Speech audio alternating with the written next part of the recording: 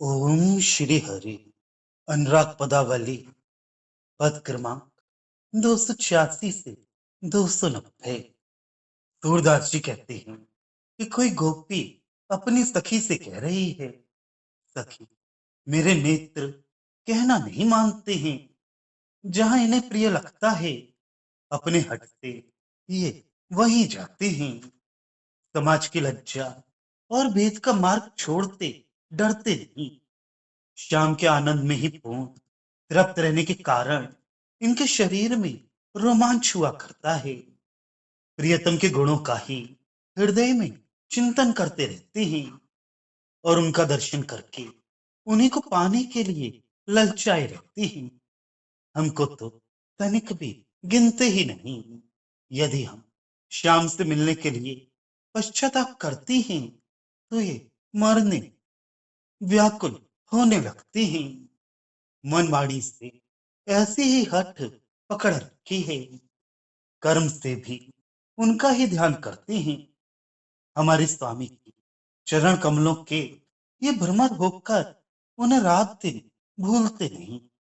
कोई गोपी कह रही है, सखी मेरे नेत्रों का ऐसा स्वभाव पड़ गया है कि जब तक ये मोहन का मुख देखते रहते हैं तब तक ये स्वयं भी आनंद एवं सौंदर्य की खान बने रहते हैं। सखी ये उनसे मिलने को इतने ललचाए रहते हैं कि किसी प्रकार की कैद में नहीं रहते। सबका संकोच इन्होंने छोड़ दिया है। उस चंद्रमुख को बड़े आदर से इस प्रकार देखते हैं जैसे चकोर प्रीतपूर्वक चंद्र को देखता है। ये दर्शन बिना अत्यंत अधीर हैं, अश्रु भर लाते हैं और दर्शन की हानि रुकावट नहीं सह सकते। क्या किया जाए? हमने ही तो इन्हें बांधकर श्याम सुंदर के हाथों सौंप दिया है। कोई गोपी कह रही है, सखी मेरे नेत्रों का ऐसा स्वभाव हो गया है कि श्याम सुंदर के चरण कमल पर ही लुब्ध होकर इन्होंने मुझे सर्वथा छोड़ दिया है। मैं इन्हें घूंघट की ओट करके रखती थी, किंतु देखो इन्होंने अपने अनुरूप ही व्यवहार किया, मुझे दुख देकर चले गए। उस घूंघट की आड़ को माना नहीं, जैसे हमारी उपेक्षा इन्होंने कर दी हो। वे एक बार गए तो चले ही गए, फिर लौटे ही नहीं। पता नहीं चित्त में क्या सोच लिया है। जो मेरे द्वारा पाले पोसे गई थी उनको अब श्याम सुंदर ने अपने वश में कर लिया है।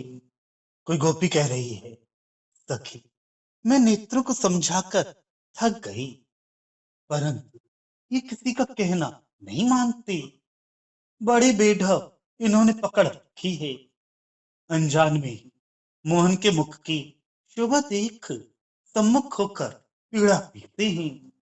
उस श्याम सुंदर के शरीर रूप समुद्र में मग्न होते डूबते हैं, जिसकी उन्होंने कहीं भी सहा नहीं पाई।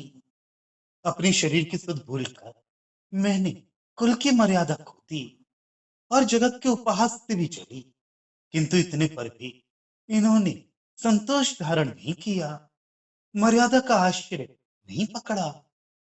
उनके रोम रोम का सौंदर्य देखते हुए आनंद से उल्लासित हो गिर पड़ी और लोभियों के साथ वन वन भटकती फिरती हूँ।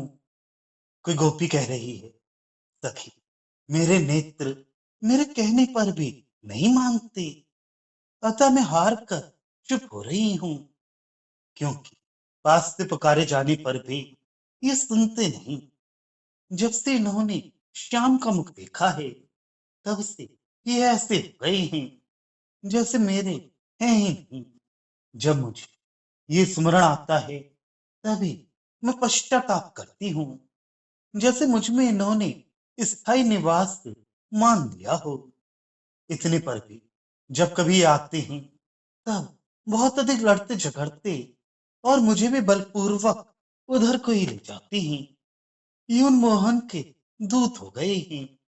लोक लज्जा, वेद मर्यादा तथा कुल का संकोच नहीं मानती।